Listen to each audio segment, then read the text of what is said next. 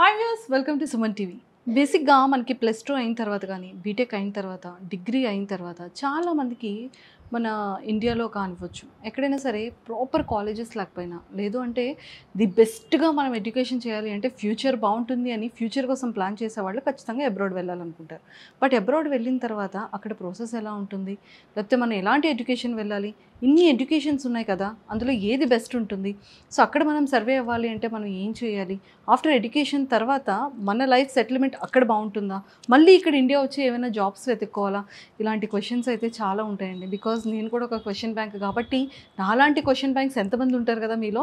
So మరి ఇలాంటి doubts అన్నీ వచ్చేటప్పుడు ఖచ్చితంగా మనం గూగుల్లో సెర్చ్ చేస్తాం ది బెస్ట్ కన్సల్టెన్సీ ఏంటి, సో మనం ఎవరిని అప్రోచ్ అయితే మన ప్రాపర్ గైడెన్స్ ఉంటుంది, సో మన ఏ కాలేజ్లో జాయిన్ అవ్వాలి, ఏ కంట్రీకి వెళ్తే బాగుంటుంది, అక్కడ ఎలాంటి కంపెనీస్లో ఆఫ్టర్ ఎడ్యుకేషన్ తర్వాత బాగుంటుంది, సో వీసా ఎక్కడ బాగుంటుంది, అండ్ అక్కడ కూడా కొన్ని టర్మ్స్ అండ్ కండిషన్స్ ఉంటాయి, మన ఇండియాలో కాదు కదా. సో మరి అలాంటి టర్మ్స్ అండ్ కండిషన్స్ కూడా మనం ప్రాపర్గా చేయాలి అంటే ఇది ప్రాసెస్ ఏంటి అని తెలుసుకోవడానికి ఖచ్చితంగా మనం గూగుల్లో సెర్చ్ చేస్తాం.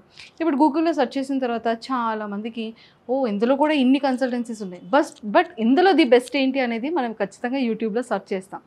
యూట్యూబ్లో సెర్చ్ చేసిన తర్వాత ది బెస్ట్ అనిపించేది రీసెంట్గా చాలామంది అయితే చూసారనమాట, అబ్రాడ్ డ్రీమ్. సో ఆల్రెడీ మా దాంట్లో చాలామంది కొన్ని కమెంట్స్ కూడా పెట్టారు. ఈరోజు ఆ ఇంటర్వ్యూ తర్వాత ఉన్న కమెంట్స్ అన్నిటిని పట్టుకొని నేను ఇక్కడ ఫౌండర్స్ దగ్గరికి అయితే వచ్చేసాను.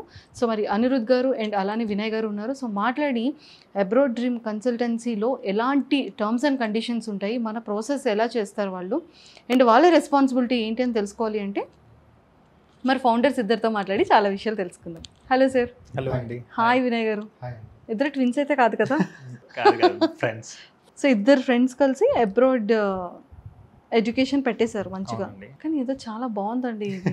చాలా మందికి ఏంటంటే +2 తర్వాత కానీ డిగ్రీ తర్వాత కానీ బీటెక్ తర్వాత చాలా డౌట్స్ వస్తూనే ఉంటాయి. సో మనం అబ్రాడ్ వెళ్ళాలి అంటే ఏ కంట్రీస్ వెళ్ళాలి, ఒకే కంట్రీ కాకుండా ఎన్ని కంట్రీస్ వీళ్ళు పంపిస్తారు, ఏ కంట్రీలో ఎడ్యుకేషన్ బాగుంటుంది, ఆఫ్టర్ ఎడ్యుకేషన్ తర్వాత ఎక్కడ జాబ్ ప్లేస్మెంట్ బాగుంటుంది, సో ఆ కంట్రీలో చదువుకున్న తర్వాత ఇంకో కంట్రీలో జాబ్ చేయొచ్చా, ముందు ఏంటి అంటే వాళ్ళ ఎడ్యుకేషన్ కన్నా వాళ్ళ టార్గెట్ అంతా కూడా ఆఫ్టర్ 3 years తర్వాత ఉంటుంది. సో చాలా మంది ఇలా అప్రోచ్ అవుతూ ఉంటారు. బట్ మేము చూసే ది బెస్ట్ కన్సల్టెన్సీస్లో మీది ఒక ది బెస్ట్ కన్సల్టెన్సీ. అంటే ఎలాంటి ప్రాబ్లమ్స్ లేకుండా ప్రాపర్ ప్రాసెస్తో చాలా జాగ్రత్తగా అటు మెయిల్స్ కానీ ఫీమేల్ కానీ అంటే స్టూడెంట్స్ ముఖ్యంగా చాలా యంగర్ స్టూడెంట్స్ ఉంటారు. సో అలాంటి వాళ్ళందరినీ చాలా జాగ్రత్తగా పంపిస్తున్నారు, ఎలాంటి రిమార్క్స్ లేకుండా. సో అదొకటి మాకు చాలా బాగా నచ్చింది. అండ్ రివ్యూ కూడా మేము చాలా విన్నాము, అంటే మీ ఓల్డ్ స్టూడెంట్స్ దగ్గర నుంచి. అండ్ అన్నిటికన్నా డౌట్ ఏంటి అంటే భయ్యా మేము బీటెక్ చేసి 4 years కంప్లీట్ అయింది, మధ్యలో 2 years ఇండియాలో జాబ్ చేసాం, మేము కూడా అబ్రాడ్ వెళ్ళొచ్చా, మాకు కూడా ప్రాసెసింగ్ చేస్తారా, మాకు వీసా వస్తుందా, సో ఇలాంటి డౌట్స్ అన్నీ ఉంటాయి. అవును, చాలా మా దగ్గర కూడా చాలా వస్తుంటాయి ఇలాంటి.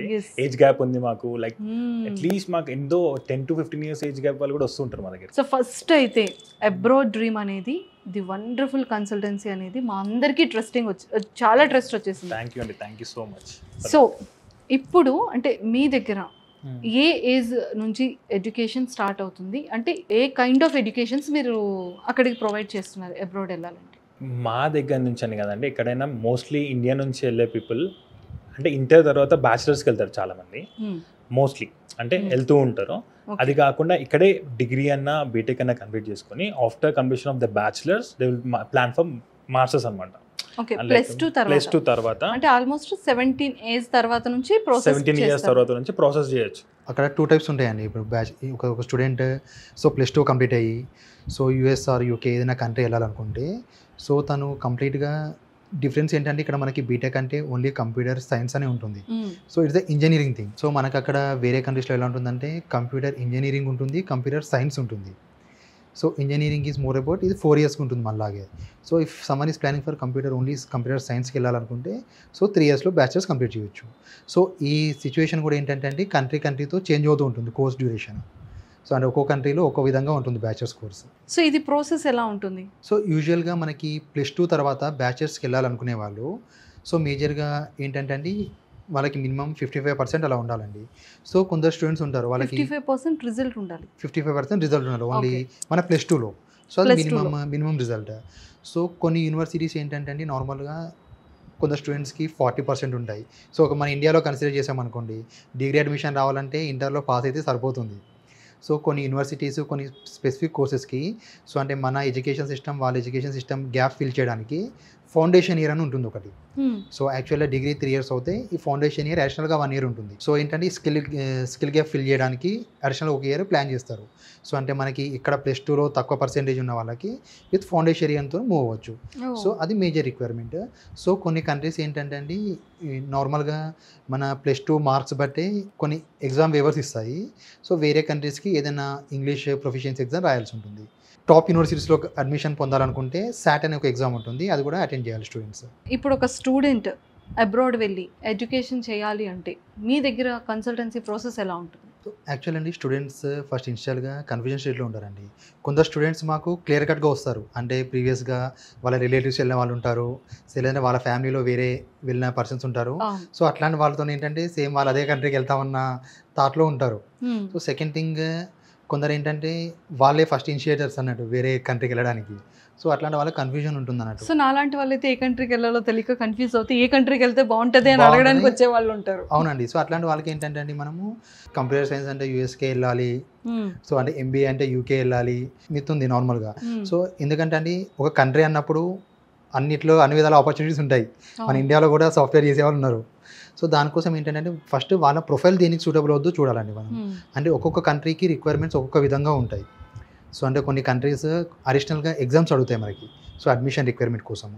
సో ఇలా వాళ్ళ ప్రొఫైల్ ఎవాల్యుయేట్ చేసి ఫస్ట్ ఏ కంట్రీ అయితే వాళ్ళకి సూటబుల్ అవుతుందో మేము షార్ట్ లిస్ట్ చేస్తాం ఫస్ట్ కంట్రీని. సో షార్ట్ లిస్ట్ చేసి ఆ కంట్రీ సజెస్ట్ చేస్తామండి వాళ్ళకి. సో దాని తర్వాత మనం నార్మల్గా వాళ్ళ ప్రీవియస్ ఎడ్యుకేషన్ పర్సంటేజ్ ఇవన్నీ చూసి యూనివర్సిటీ షార్ట్ లిస్ట్ చేస్తాం. సో దాని తర్వాత అప్లికేషన్ ప్రాసెస్ ఉంటుంది మన దగ్గర. సో అప్లికేషన్ కంప్లీట్ అయిన తర్వాత సో మా ఎండ్ నుంచి మేము ఆఫర్కి ఫాలోఅప్ చేస్తాం యూనివర్సిటీస్ తోటి.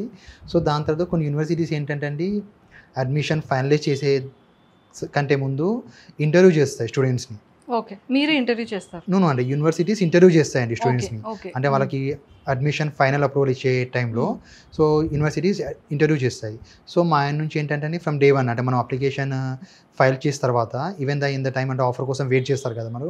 సో అప్రాక్సిమేట్గా అంటే డిసిజన్స్ చేయడానికి మోస్ట్ కేసెస్లో 7 to 15 daysలో మనకి యాక్సెప్టెన్స్ ఆర్ రిజెక్షన్ వస్తుందండి యూనివర్సిటీ నుంచి. సో మేము ఏంటంటే అప్లికేషన్ పెట్టిన day 1 నుంచి స్టూడెంట్స్కి సో మాక్ కాల్స్ తీసుకొని ప్రిపేర్ చేస్తాం. సో అంటే వాళ్ళ ఇంటర్వ్యూ ఎలా ఫేస్ చేయాలి అని. సో ఇప్పుడు ఈ ఇంటర్వ్యూస్ అనేవి కంట్రీ స్పెసిఫిక్ ఉంటాయి. ఇప్పుడు ఫ్రాన్స్ ఉంది, సో వాళ్ళు ఈవెన్ ఆఫర్ లెటర్ రిలీజ్ చేసే కంటే ముందే ఇంటర్వ్యూ చేస్తారు.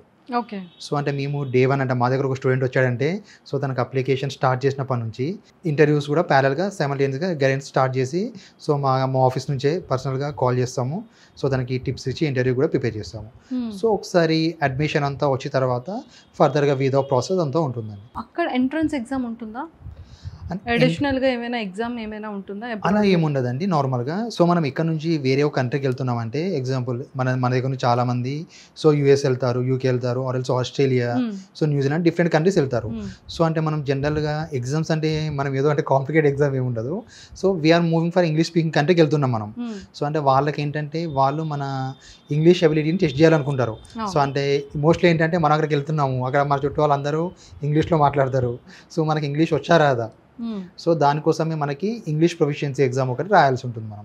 సో అది కొన్ని కంట్రీస్ ఏం చేస్తాయంటే యూరోప్ కంట్రీస్ కానీ UK కానీ సో మన ప్రీవియస్ స్టడీ ఇంగ్లీష్ మీడియంలో చదువుకుంటే సో ఎగ్జామ్ లేకున్నా కూడా యూనివర్సిటీ నుంచి ఇంటర్వ్యూ తీసుకొని ఎగ్జామ్ని వే ఆఫ్ చేస్తాయి.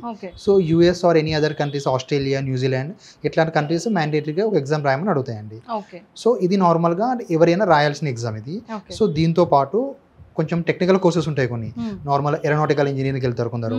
సో అంటే కంప్లీట్ కోర్స్ వెళ్ళే వాళ్ళకి so GMAT or GRE exam కూడా రాయాల్సి ఉంటుంది. సార్ ఇప్పుడు US లో కానీ UKలో కానీ లండన్లో అంటే ఇక్కడ ఏమైనా మనం స్టడీస్ చేయాలి అంటే degree or BTech whatever, so మనకి ఎంత ఛార్జెస్ ఉంటుంది అక్కడ? ఓవర్సీస్లో ఎడ్యుకేషన్ కంప్లీట్ చేయాలంటే మనకు యూనివర్సిటీ ఫీజెస్ వచ్చేసి సో మినిమం 10 lakhs నుంచి స్టార్ట్ అవుతాయి. సో మనకి యూనివర్సిటీ ర్యాంకింగ్ సో కోర్స్ బట్టి అప్ టు 50 lakhs 60 lakhs వరకు కూడా ఉంటాయండి ఫీజెస్. ఇది పర్ ఇయర్ అండి ఫీజు. సో యూజువల్గా నార్మల్ ఏంటంటే అండి కొన్ని కంట్రీస్లో మాస్టర్స్ 1 year ఉంటుంది. సో ఇప్పుడు UKలో మాస్టర్స్ 1 year ఉంటుంది.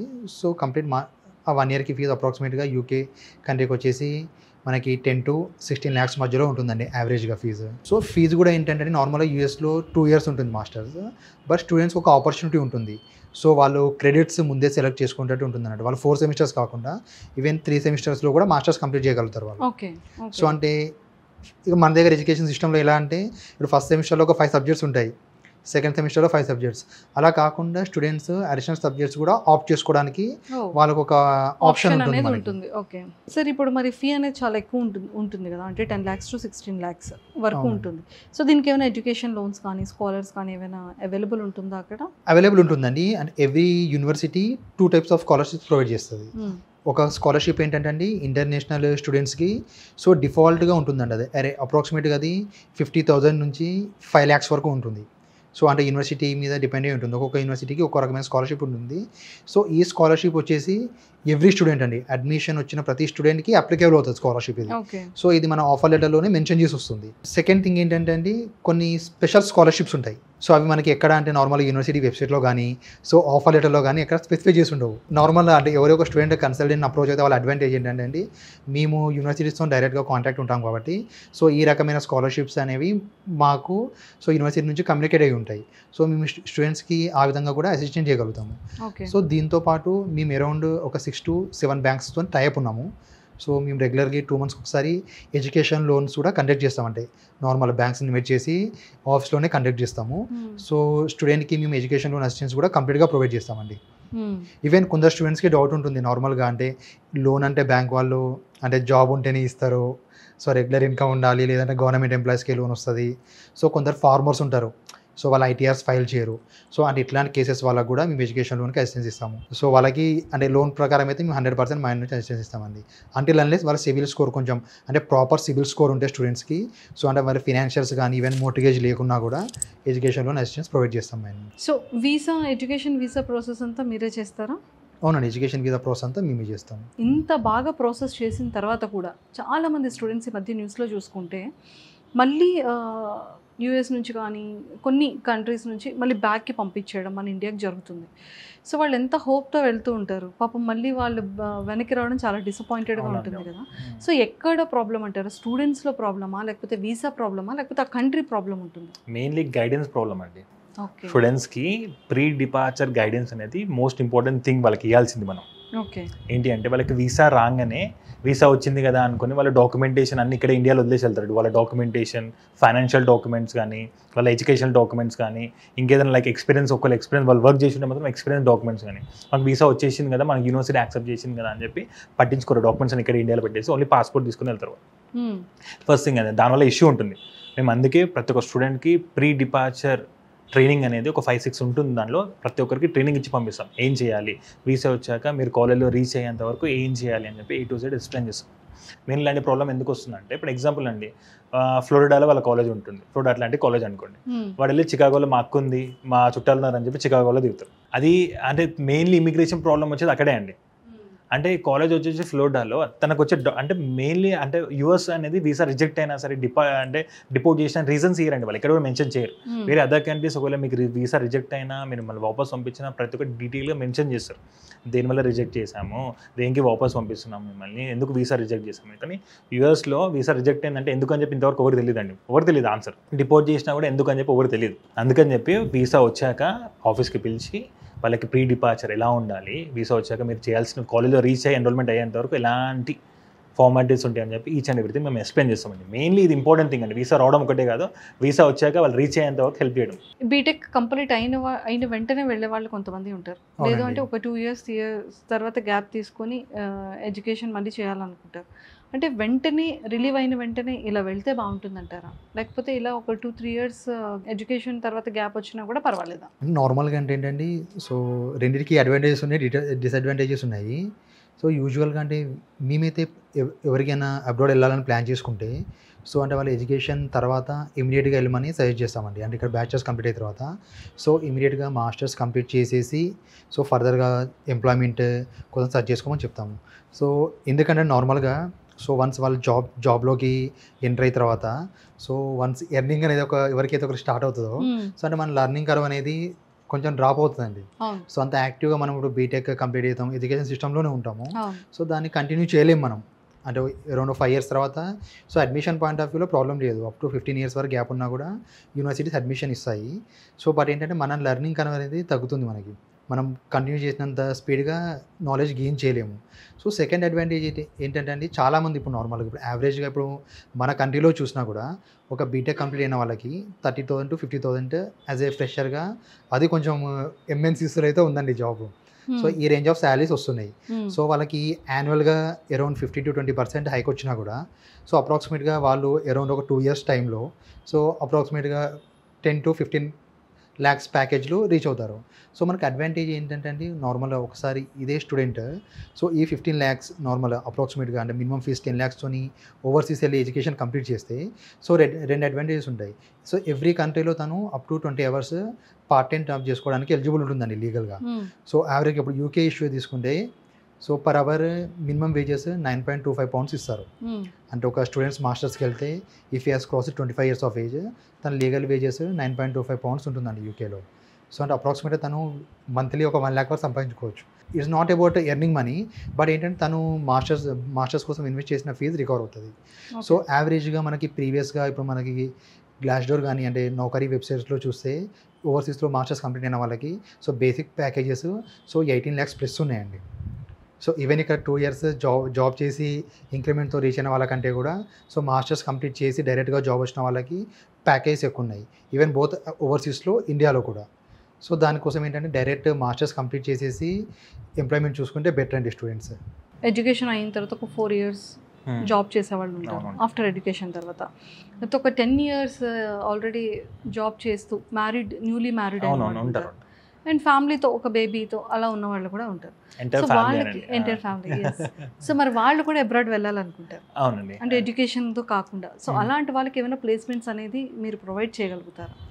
ప్లేస్మెంట్స్ అనేది కాదండి, వాళ్ళకి కూడా స్టూడెంట్ వీసాసే ఉంటాయి. ఇంతకుముందు లైక్ పాస్ట్ 2023 డిసెంబర్ వరకు like UK like spouse entire family visas ఇచ్చింది.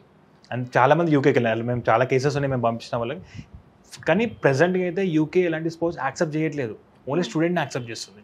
అదర్ కంట్రీస్, యూకే కాకుండా అదర్ కంట్రీస్ యాక్సెప్ట్ చేస్తున్నాయి. గ్యాప్ అనేది నాట్ ఎ ప్రాబ్లమ్ అండి. అప్ టు 15 years వరకు యూనివర్సిటీస్ యాక్సెప్ట్ చేస్తాయి, అప్ టు 15 years. కానీ ఆ 15 years ఎగ్జాక్ట్లీ కరెక్ట్ రీజన్ ఉండాలి. మీరు ఏం చేస్తారని చెప్పి వాళ్ళకి ఎక్స్ప్లెయిన్ చేయడానికి 15 years ఎంత గ్యాప్ ఉండండి మీకు, 15 years వరకు ఎంత గ్యాప్ ఉంది, ఆ గ్యాప్లో మీరు ఏం చేశారు, మీకు హెల్త్ ఇష్యూస్ ఉన్నాయా, లేకపోతే మీరు ఎక్స్పీరియన్స్ మన వర్క్ ఎక్స్పీరియన్స్ ఎందులో కంపెనీలో జాబ్ చేస్తున్నారు, మీకు హైయర్ పొజిషన్కి వెళ్ళాలంటే మాస్టర్స్ డిగ్రీ అనేది కావాలి మీ కంపెనీలో. లైక్ మీ కాంపిటీషన్ ఉన్నారు, హైయర్ ఎడ్యుకేషన్ ఉంటే ఆ కాంపిటీషన్ అనేది ఈజీగా మీరు క్రాస్ చేయగలుగుతారు అనుకునే వాళ్ళు చాలా మంది ఉంటారు మా దగ్గర. అట్లా ఎక్స్పీరియన్స్ ఉన్న వాళ్ళని చాలా మందిని పంపిస్తారు. అలాంటి వాళ్ళది కూడా మీరు కన్సల్టెన్సీ ప్రాసెస్ అలాంటి వాళ్ళు కూడా ప్రాసెస్ చేస్తామండి. 10 to 15 years మేము ఆల్మోస్ట్ ఒక 15 years వరకు కూడా ఇంతవరకు చేసాము. ఎవరికైనా హెల్ప్ చేస్తాం. ఇంత ప్రాసెస్ చేస్తారు కదా, so A to Z process నుంచి అంటే స్టార్టింగ్ ప్రాసెస్ నుంచి ఎండింగ్ ప్రాసెస్ వరకు మీ రెస్పాన్సిబిలిటీస్ ఎలా ఉంటాయి? ఒకసారి మా ఆఫీస్కి విజిట్ అయ్యాక A to Z ప్రాసెస్ అంటే A to Z ప్రాసెస్ ఏంటి అంటే వచ్చాక వాళ్ళ డాక్యుమెంటేషన్, వాళ్ళ కంట్రీ చూస్ చేసుకోవడం, వాళ్ళ కోర్స్ చూస్ చేసుకోవడం, అంటే అవన్నీ ప్రాపర్గా వీసా వచ్చాక అక్కడ కాలేజ్లో ఎన్రోల్మెంట్ అయ్యాక మాస్టర్స్ కంప్లీట్ అయ్యాక తన జాబ్ కోసం సర్చింగ్ ఉంటుందండి. మెయిన్లీ యూఎస్లో మాత్రం జాబ్స్ అనేది కొంచెం మాకున్న టైఅప్స్కి కొంచెం ఈజీగానే పెట్టియగలుగుతాం జాబ్స్. అదర్ కంట్రీస్లో సేమ్ ఇప్పుడు యూకే కూడా అలానే ఉందండి. యూకే కూడా మార్కెట్ బాగానే పెరుగుతుంది దానికి, అంటే లైక్ సేమ్ లైక్ యూఎస్ అవుతుంది యూకే కూడా. ఇప్పుడు యూఎస్ కొంచెం టైట్ ఉంది కాబట్టి యూకే కూడా చాలా మంది వెళ్తున్నారు. అక్కడ కూడా మేము అప్రోచ్ అయ్యామండి. టైప్ 2 వీసాస్ అని చెప్పి సాఫ్ట్వేర్ కంపెనీస్తో కొంచెం టైప్ అయ్యి హెల్ప్ చేస్తున్నాం స్టూడెంట్స్కి. ప్లేస్మెంట్స్ అంటే అయిపోయాక ప్లేస్మెంట్స్ ఎలా ఉండాలి, వాళ్ళకి ఏ కంపెనీలో అయితే ప్లేస్మెంట్స్ ఉన్నాయి అని చెప్పి మేము గ్రాప్ చేసుకొని వాళ్ళకి హెల్ప్ చేస్తున్నామండి. సో ఇంత రెస్పాన్సిబిలిటీగా, ఇంత సెక్యూర్గా, చాలా జాగ్రత్తగా ఒక స్టూడెంట్ 17+ ఉన్న వాళ్ళ దగ్గర నుంచి 35+ వాళ్ళ వరకు చాలా మందిని పంపిస్తున్నారు. సో ఈ ప్రాసెస్కి మీరు ఏవైనా సరే ఛార్జ్ చేస్తారా? మా దగ్గర నుంచి ఛార్జ్ అంటే అండి, మేము కన్సల్టెన్సీకి ఏమైతే తీసుకుంటామో ప్రాసెసింగ్ అనేది అది 0 అండి. ఏం ప్రాసెసింగ్ ఛార్జెస్ తీసుకోం. ప్రాసెసింగ్ ఛార్జెస్ ఏం లేవు. కానీ యూనివర్సిటీకి కట్టాల్సిన ఫీజెస్ కానీ దాంట్లో స్కాలర్షిప్ మాత్రమే మేము ఇప్పిస్తామండి. ఎగ్జాంపుల్ ఒక కాలేజ్కి ఒక 20 lakhs ఉందనుకోండి, కాలేజ్ నుంచి మ్యాక్సిమం ఎంతైతే స్కాలర్షిప్ ఇప్పిస్తామో అంత స్కాలర్షిప్ ఇప్పిస్తాం. మా సైడ్ నుంచి ఎంత వరకు అయితే మేము చేయగలుగుతామో అంత స్కాలర్షిప్ అయితే ఇప్పగలుగుతాం.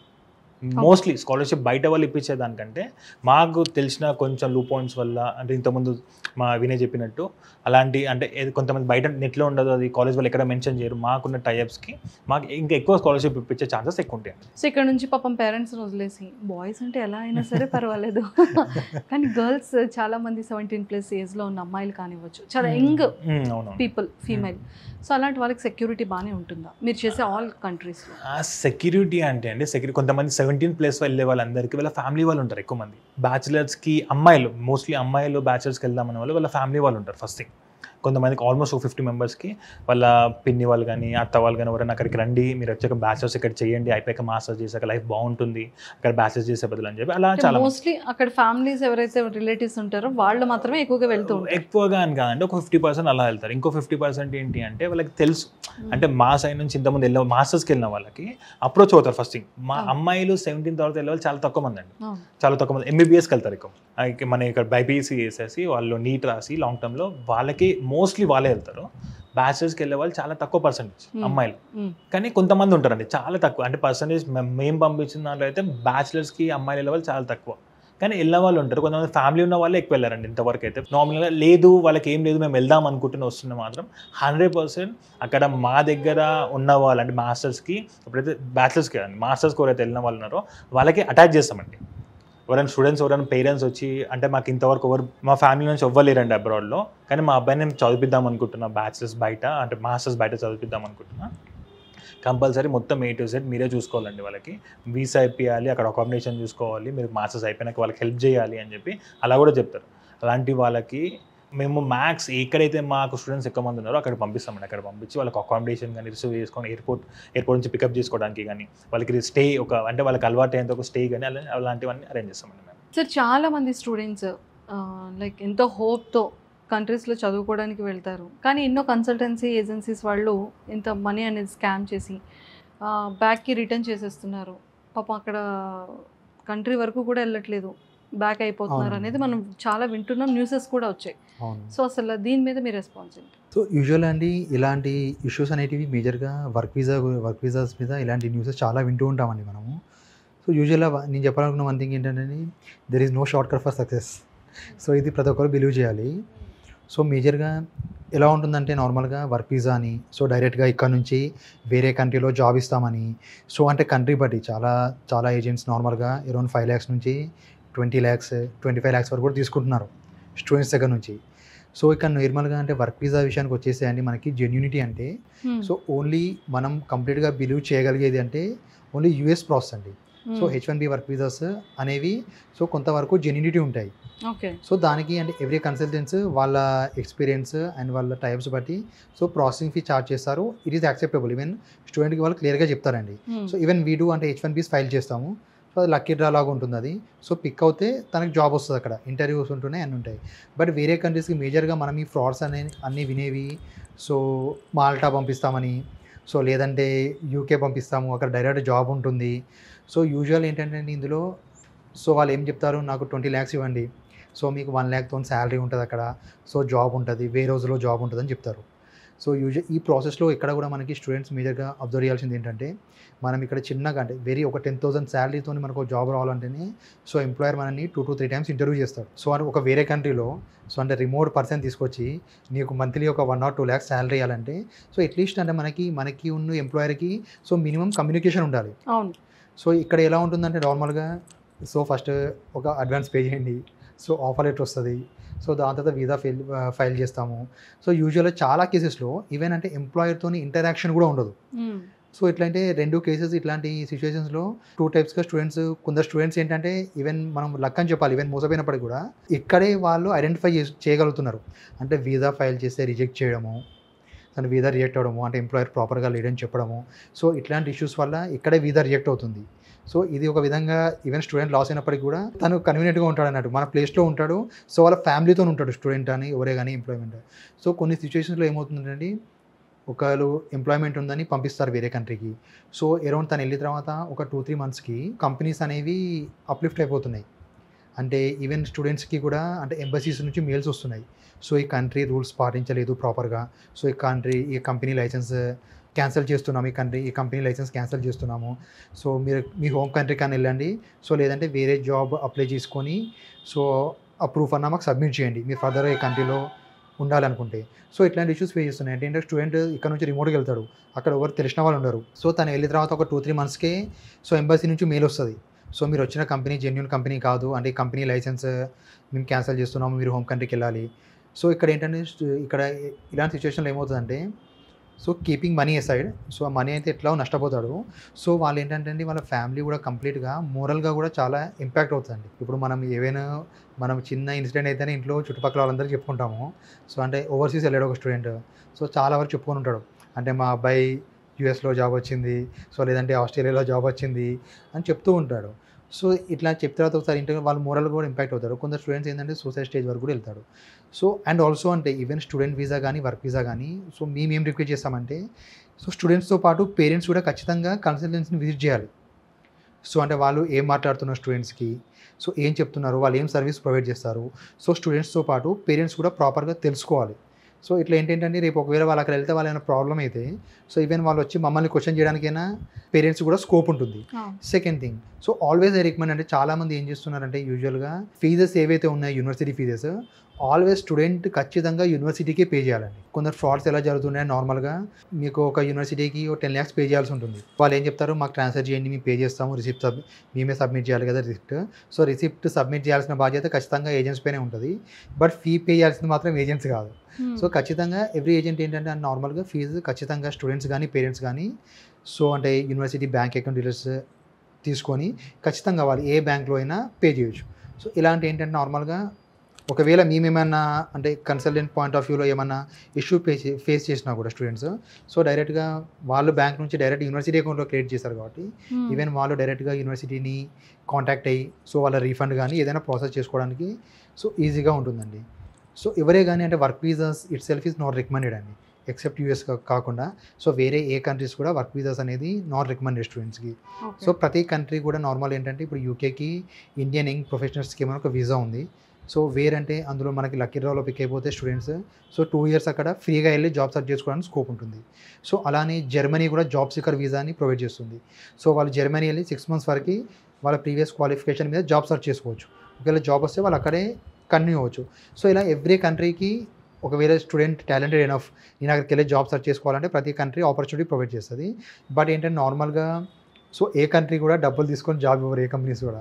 So they see skills. ఇది చాలా జాగ్రత్తగా గుర్తుపెట్టుకోవాలి స్టూడెంట్స్. సూపర్ అండి. అంటే జనాలకి చాలా మంది తెలియక మిస్లీడ్ అయిపోతూ అమౌంట్స్ అలా పెట్టేస్తున్నారు, చాలా మంది చీటింగ్ అయిపోతున్నారు. అవునండి. బట్ మీరు ఇచ్చే ఇన్ఫర్మేషన్ కనుక ప్రతి ఒక్కరికి ప్రాపర్గా వింటే సో ఆ వేలో వెళ్ళకుండా ఉంటారు. థ్యాంక్ యూ అండి. థ్యాంక్ యూ అండి.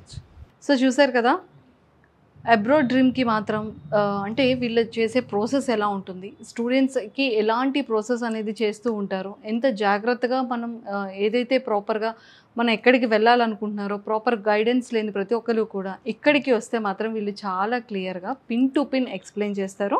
మన ఎడ్యుకేషన్ ఏ కంట్రీలో చేస్తే బాగుంటుంది, ఫ్యూచర్ ఎక్కడ చేస్తే బాగుంటుంది అనేది కూడా వాళ్ళు చాలా ప్రాపర్గా ఎక్స్ప్లెయిన్ చేస్తారు. ఎవరైతే అబ్రాడ్ వెళ్ళి ఎడ్యుకేషన్ చేయాలనుకుంటున్నారో వాళ్ళందరూ కూడా కింద స్క్రోల్ అవుతున్న కాంటాక్ట్ నెంబర్కి ఇప్పుడే కాంటాక్ట్ అవ్వండి.